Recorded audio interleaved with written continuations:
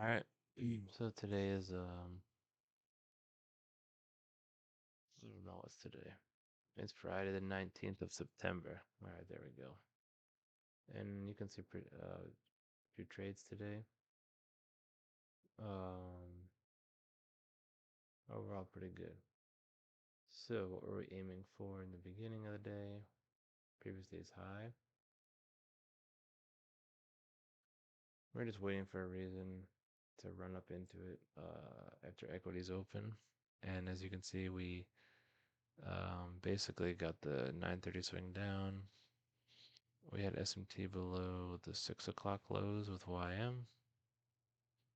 And then we shoot up, create the first presented, basically in like a unicorn right here. And if you draw fibs from this breaker, they line up right at previous day's high. So that was an easy just run up into it. The macro delivering the final leg. Literally just tick above it, and then that was it, roll over. So a little impulsive run. This was like a silly entry. But then I waited and got a nice entry in there. This is where you wanted to get it. Stops below here.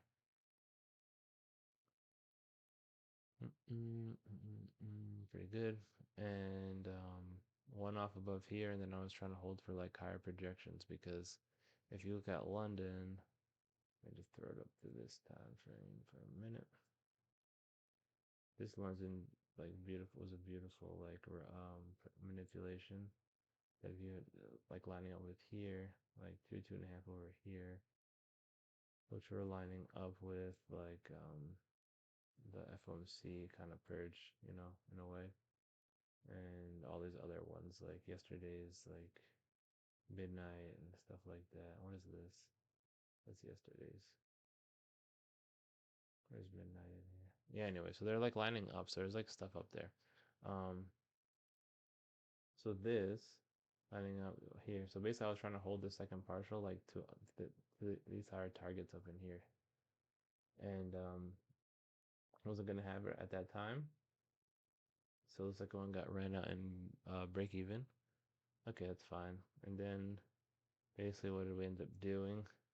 All the 10, 11 o'clock hour, we kind of roll down, roll down, roll down, taking out more like sell side, sell side, sell side. And what do we do? Right at 11:30? Right at 11:30, right at the very beginning of the lunch macro, which which the design of the lunch macro is to run against 10 a.m. liquidity, all up in here. All right at the 11:30 macro, boom, purge into many confluences. First of all, the London breaker, that 50-minute London breaker, whose projections had not been met yet, as you can see. At this time, this is the high of the day so far. We had not met the projections of that nice boom. So the fact that we run into it right at the beginning of the lunch macro in confluence with midnight open, the new day first percent fair value gap, the end dog,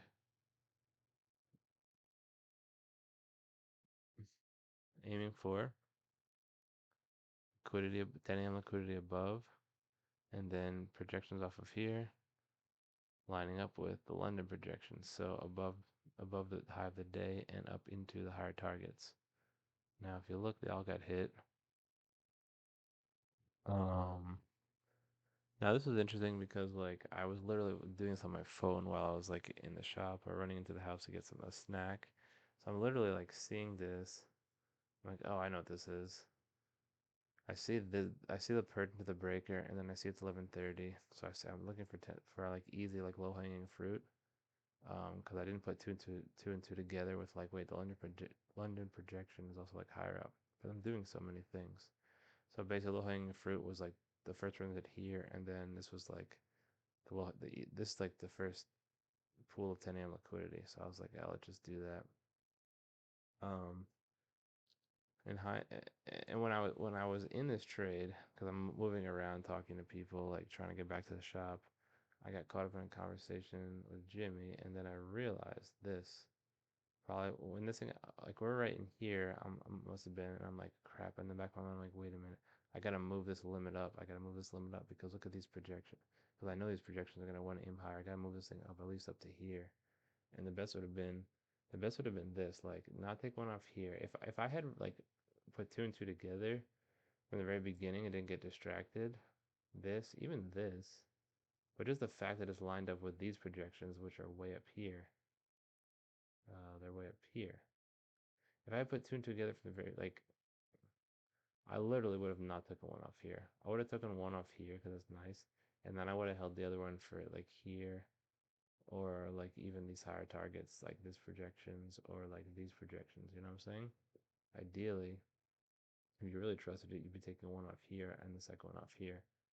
But we're still getting used to everything. So even on the 1 minute breaker right here, I mean, look where 4 is right here. You know, it's just perfect. Well, anyways, look how tight this stop was. So great because basically you see this. So I'm using, oops. So I'm obviously like noting this as the breaker. This is like inversion fair value gap.